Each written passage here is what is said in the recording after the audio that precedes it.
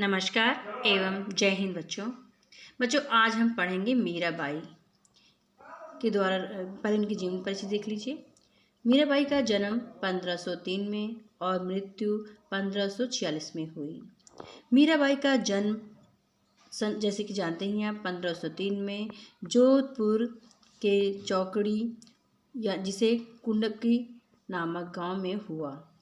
13 वर्ष की आयु में मेवाड़ के महाराणा सांगा के बेटे भोजराज से उनका विवाह हुआ। मीरा का जीवन यापन दुखों की छाया में ही हुआ। बचपन में ही माँ का देहांत हो गया। विवाह के कुछ वर्षों के पश्चात पहले पति, फिर पिता और एक युद्ध के दौरान ससुर का भी देहांत हो गया।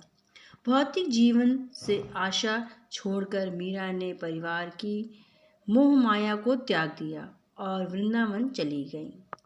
यहाँ आकर गिरधर गोपाल श्री कृष्ण के प्रति अपने संपूर्ण जीवन को समर्पित कर दिया। सन 1546 में वृंदावन में ही उनका देहांत हो गया। अब उनका रचना परिचय जान लीजिए। मीराबाई की प्रमुख कृतियाँ इस प्रकार हैं। पहली मीरा पद्मावली और दूसरी थी नरसिंह जी रो मोहरो। मध्यकालीन भक्ति आंदोलन की आध्यात्मिक प्रेरणा ने जिन कवियों को जन्म दिया उनमें मीराबाई का विशिष्ट स्थान है। इनके पद पूरे उत्तर भारत सहित गुजरात, बिहार और बंगाल तक प्रचलित हैं। मीरा ने हिंदी और गुजराती दोनों ही भाषाओं में लिखा। मीरा संत कवि रैदास की शिष्या थी। इनकी मात्र 7-8 कृतियां ही उपलब्ध हैं। मीरा की भक्ति में दैन और माधुर्य भावों की अभिव्यक्ति है। इन पर योगियों, संतों और वैष्णव भक्तों का सम्मिलित प्रभाव बहुत ही प्रभावशाली सिद्ध हुआ है। मीरा के पदों की भाषा में राजस्थानी, ब्रज और गुजराती का मिश्रण पाया जाता है। वहीं इनके पदों में पंजाबी, खड़ी बोली और पूर्वी के प्रयोग भी देखने को मिलते हैं। आइए पाठ परिचय ले लिया जाए। प्रस्तुत पद में संकलित दोनों पदों को मीरा अपने आराध्य भगवान श्री कृष्ण को संबोधित करती हैं। मीरा अपने आराध्य से गुहार भी करती हैं, लाड भी करती हैं, तो अवसर पाकर उन्हें उल्हाना देने से भी पीछे नहीं रहती। यहाँ उनकी शक्तियों का गुणगान और स्मरण भी करती हैं। वे अपने श्री कृष्ण से कहती हैं कि हे प्रभु, आप अपनी भक्ति की विपत्ति दूर कीजिए। जिस प्रकार आपने द्रौपदी की लाज बचाई, हाथी की विपत्ति दूर की, ठीक उसी प्रकार हमारी विपत्ति भी दूर कीजिए। मीरा अपने प्रभु से प्रार्थना करती हैं कि हे प्रभु, मुझको अपनी सेविका बना लीजिए ताकि मैं हर रोज़ आपका दर्शन करती रहूं। मेरे स्वामी मोर पंख का मुकुट पहनते हैं और पीताम्बर धारण करने वाले हैं। इस वेश में वे अपने स्वामी भगवान श्री कृष्ण के मनमोहक रूप का दर्शन करना चाहती हैं। इस प्रकार मीरा अपने प्रभु की भक्ति में हमेशा डूबी रहती हैं। देखते हैं मीराबाई के पद। इनका पहला पद होगा मीराबाई का पहला पद है, हरि आप हर्यो जन री भीर, द्रौपदी री लाज राखी, आप बढ़ायो चीर, भक्त कारण रूप नर हरि, धर्यो आप शरीर, डूबतो गजराज राख्यो, काटी कुंजर पीर, दासी मीरा लाल गिरधर, हर्यो महारी भीर। हरि अर्थात कृष्ण, हर्यो दूर करो, जन का अर्थ होता है सेवक, भीर पीड़ा, लाज राखी इज्जत बचाई, बढ़ायो बढ़ाया, चीर चीर यानी वस्त्र, नरहरि नरसिंह, धर्यो धारण किया, डूब बूढ़तो बूढ़तो का अर्थ होता है डूबता हुआ, गजराज यानी हाथी, राख्यो रक्षा की, काटी कुंजर पीर हाथी को पीड़ा से मुक्त किया, लाल गिरधर कृष्ण, महरी मतलब हमारी या मेरी। जब इसका प्रसंग देख लीजिए। प्रसंग इस प्रकार होगा, प्रस्तुत पद अवतरण या प्रस्तुत पद हमारी पाठ्य पुस्तक स्पर्श भाग 2 के पद नामक शीर्षक से अवतरित है। इसकी रचयिता कृष्ण भक्त मीरा हैं। वे राज दरबार में किए गए उनके अपमान को प्रभु के समक्ष बता रही हैं। कवित्री ने अपने मर्म के विषय में प्रभु को समझाने के लिए पौराणिक चरित्रों जैसे द्रौपदी, नरहरि, गजराज आदि का प्रयोग किया है। बच्चों अब इसकी व्याख्या देख लीजिए।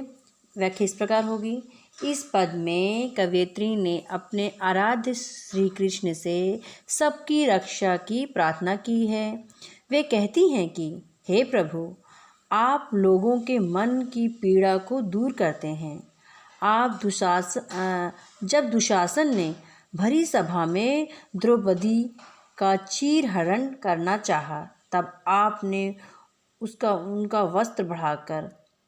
का वस्त्र बढ़ाकर उसकी रक्षा की थी। आपने भक्त प्रहलाद की रक्षा करने के लिए नरसिंह का रूप धारण किया था, उसके प्राणों की रक्षा की। आपने डूबते गजराज को बचाया था। हाथी का कष्ट दूर करने के लिए मगरमच्छ को मारा था। वे तो अपने गिरधर की दासी हैं, इसीलिए उनकी पीड़ा को भी दूर कीजिए। मीरा अपने जीवन की सबसे बड़ी कामना भगवान की भक्ति में लीन होना बताती हैं। आइए इसका काव्य सौंदर्य देख लेते हैं बच्चों। इसमें ब्रज भाषा का प्रयोग है। भाषा अत्यंत कोमल, सरल एवं मधुर है। भाषा में संगीतात्मक एवं लयात्मक है। हरि, कृष्ण और हरना में अनुप्रास अलंकार है। ब्रज भाषा के शब्दों से युक्त राजस्थानी भाषा का प्रयोग किया गया है और इसमें मीराबाई ने पद शैली की रचना की है तथा शैली में चित्रात्मक का गुण विद्यमान है और माधुर्य गुण है तथा भक्ति रस है। श्याम माहने चाकर राख्यो जी, गिरधारी लाल माहने चाकर राख्यो जी। चाकर रहस्यु बाग लगायसु, नित उठ दर्शन पायसु। वृंदावन री कुंज गली में गोविंद लीला गायसु। चाकरी में दर्शन प्यासु, सुमरन पासु खर्ची। भाव भक्ति जागीरी पायसु, तीनों बता सरसी। मोर मुकुट पीताम्बर सोहे, गल वैजंती माला। वृंदावन में धेनु चरावे, मोहन मुरली वाला। ऊंचा ऊंचा महल बनायो, बीच बीच राख्यूं बारी। सांवरिया रादर्शन पायस्यूं, पहर कुसुम्बी साड़ी।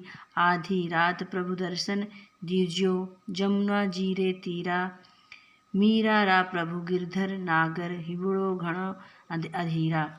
श्याम अर्थात श्री कृष्ण, माने हमें, चाकर का अर्थ होता है नौकर, गिरधारी लाल श्री कृष्ण, रहस्यूं रहूंगी, लगायसू लगाऊंगी, नित का अर्थ होता है रोज, दर्शन, वृंदावन कुंज लताओं से परिपूर्ण गली, सकरी गली, लीला मतलब तो विविध रूप, सुमरण स्मरण, तीनों, बता मीन्स बातें, सरसी पूरी हुई, मोर मुकुट से बना हुआ मुकुट, पीताम्बर पीला वस्त्र, सोहे सुशोभित है। गले में वैजयंती एक प्रकार का फूल है। धेनु का अर्थ होता है गाय। बढ़ावा मतलब बनाऊं। बारी फुलवारी। सांवरिया सांवला कृष्ण। पहर पहनकर। कुसुम्बी यानी लाल रंग की। दीजियो दिया या देना। तीरा किनारे। हिवड़ो हृदय में। घड़ों बहुत। अधीरा बेचैनी। अब बच्चे इसका प्रसंग इस प्रकार होगा। प्रस्तुत पद अवतरण हमारी पाठ्य पुस्तक स्पर्श भाग 2 के पद नामक शीर्षक से अवतरित है। इसकी रचयिता जो हैं कृष्ण भक्त मीरा हैं। प्रस्तुत पंक्तियों में मीरा श्री कृष्ण से प्रार्थना कर रही हैं कि तुम मुझे अपनी नौकरानी रख लो, अर्थात अपनी सेवा में रख लो। व्याख्या इस प्रकार होगी। मीरा श्री कृष्ण की चकारी करने यानी नौकरी करने की इच्छा प्रकट करते हुए कहती हैं कि हे कृष्ण, मुझे अपनी दासी बना लो। हे गिरधारी लाल, तुम मुझे अपनी दासी बना लो। मैं दासी बनकर तुम्हारे लिए बगीचे लगाऊंगी। इस तरह मैं प्रतिदिन सुबह उठते ही तुम्हारे दर्शन पा सकूंगी। मैं वृंदावन की कुंज गलियों में तुम्हारी लीला का गुणगान कर सकूंगी। चाकरी करते हुए दर्शन का अवसर मिलेगा और नाम स्मरण रूपी खर्च मिलेगा। भाव भक्ति रूपी जागीर प्राप्त होगी। इस प्रकार तीनों बातें पूरी हो जाएंगी। मीरा श्री कृष्ण के रूप सौंदर्य का वर्णन करते हुए कहती हैं कि हे श्री कृष्ण के सिर पर मोर पंख से बना मुकुट है, सुशोभित हो रहा है। गले में वैजयंती माला है। वे वृंदावन में गाय चराते हैं और मनमोहिनी मुरली बजाते हैं। मीरा कहती हैं कि ऊंचे ऊंचे महल बनवाकर उनमें खिड़कियां बनवाना चाहती हूँ ताकि मुझे श्री कृष्ण के दर्शन प्राप्त हो सके। मैं लाल रंग की साड़ी पहनकर उन सांवले प्रभु यानी श्री कृष्ण के दर्शन पाना चाहती हूँ। मीरा श्री कृष्ण से प्रार्थना करती हैं कि हे प्रभु, तुम आधी रात के समय मुझे यमुना नदी के किनारे दर्शन देने आना। हे गिरधर, मेरा मन आपसे मिलने के लिए अत्यंत व्याकुल है। आप मुझे दर्शन अवश्य दीजिएगा। बच्चों इसका काव्य शब्द देख लीजिए। ब्रज भाषा का प्रयोग किया गया है। भाषा अत्यंत कोमल, सरल एवं माधुर्य है।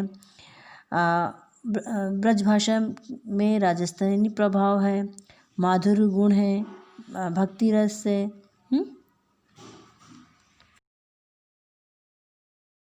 जो मुझे उम्मीद है आपको ये मीरा के पद और उसकी व्याख्या समझ में आई होगी। अगर कुछ भी आपकी डाउट्स होते हैं तो आप कमेंट करके पूछ सकते हैं। धन्यवाद बच्चों।